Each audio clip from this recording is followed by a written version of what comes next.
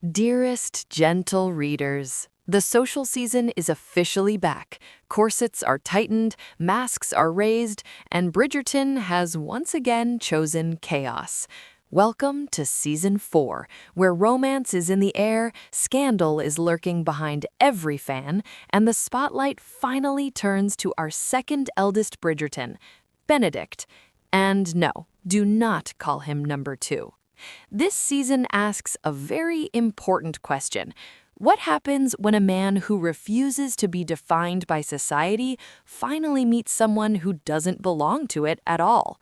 Let's talk about Season 4, Episode 1, The Masquerade, the Mystery, and the Woman in Silver who changes everything. Setting the stage, where everyone stands. It's been about 6 months since the events of Season 3. Colin and Penelope are married, deeply in love, and yes, everyone now knows Penelope is Lady Whistledown. Colin had his feelings about that, and then realized being married to the most powerful gossip writer in England is actually kind of iconic. Meanwhile, Mayfair has been suspiciously calm. Anthony and Kate are still in India, but good news, they've had a son, securing the Bridgerton heir. Eloise, Francesca, and Francesca's husband, John Sterling, have just returned from the Scottish Highlands. Gregory is off at Eton. Hyacinth has officially convinced Violet to let down her hems, which, in Regency terms, is a huge milestone. And Violet Bridgerton herself, she is deeply involved in a flirtation with Lord Marcus Anderson. The wrist kisses alone are doing a lot of work this episode. Which brings us to the man of the hour, Benedict Bridgerton, lost, restless, and avoiding responsibility. When we find Benedict, he's technically running the Bridgerton estate in Anthony's absence, but emotionally, he is absolutely not running anything. Instead, Benedict is doing exactly what he said he wanted to do last season: exploring, drinking, sleeping around, and generally pretending the social season is someone else's problem. Violet is, understandably, not thrilled.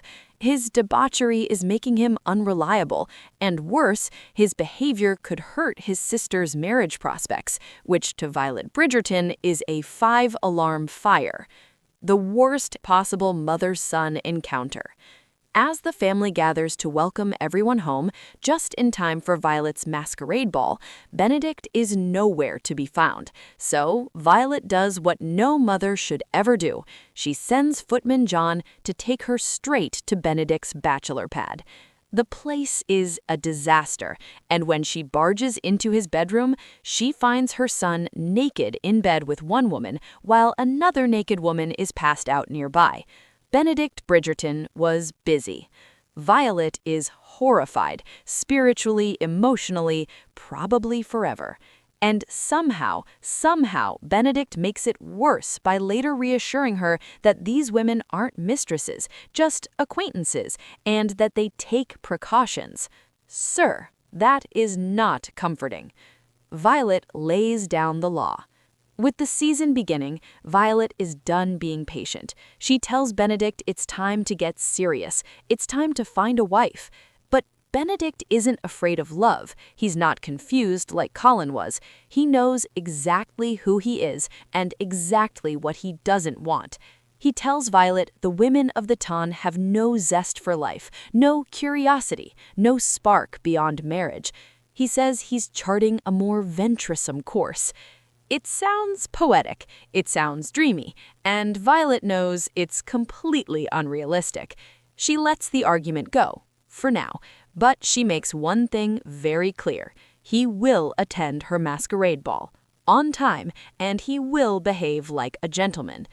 Naturally, Benedict sneaks out. Before the ball, Benedict slips away to one of his usual party houses for one last drink and one last distraction with an acquaintance named Louis. Think of it as him getting the dread out of his system. The masquerade begins.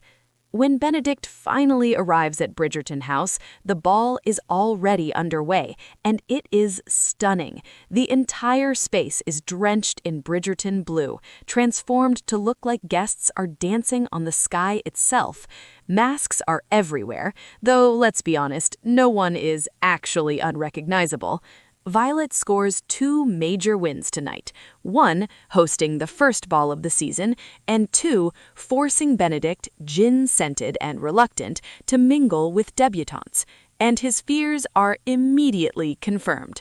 The women fawn over him not because of who he is, but because he's a Bridgerton. They call him number 2. Some of them don't even know which brother he is. He hates it.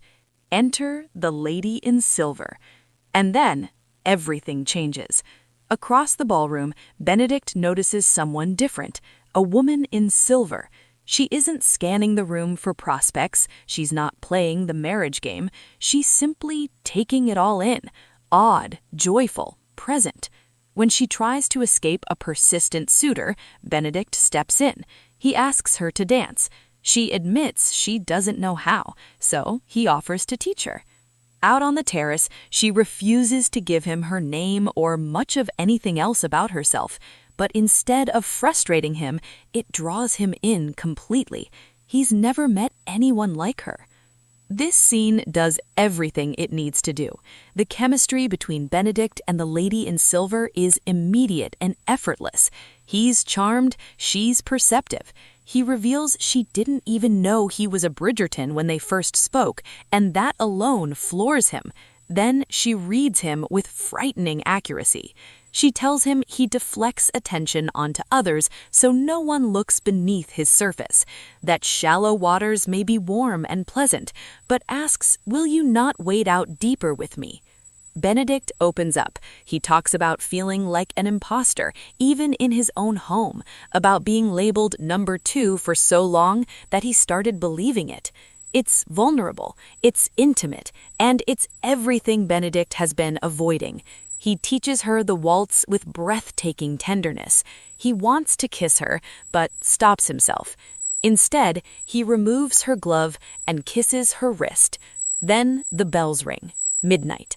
Masks must come off, but she can't let that happen.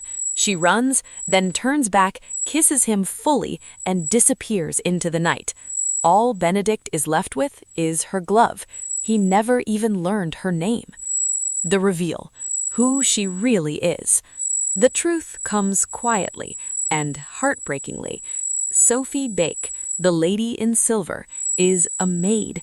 Specifically, she is a maid in the household of Lady Penwood, the very woman scheming to marry her daughter Rosamond to Benedict. That magical night was Sophie's escape, her one moment to be someone else. Around the ballroom, subplots brewing. Elsewhere at the ball, Lady Danbury reveals she wants to step back from society and travel to her ancestral home. Queen Charlotte listens and immediately shuts it down with a firm no. Penelope, now publicly Lady Whistledown, is in extreme demand. The Queen demands exclusive gossip, debutantes swarm her, and when the Queen decides to champion a male suitor this season, she chooses Benedict. Despite Penelope's warnings, the Queen makes a wager. Benedict Bridgerton will marry by the end of the season. Good luck with that. Meanwhile, Violet and Lord Marcus continue their quiet flirtation. Eloise declares herself a spinster, Violet absolutely refuses, and Hyacinth is more than ready to enter society whether her mother is prepared or not. And that is how Bridgerton Season 4 begins, with a masquerade, a stolen kiss, and a love story already doomed by class, secrecy, and timing. If this premiere is any indication, Benedict Bridgerton is about to wade into very deep waters indeed.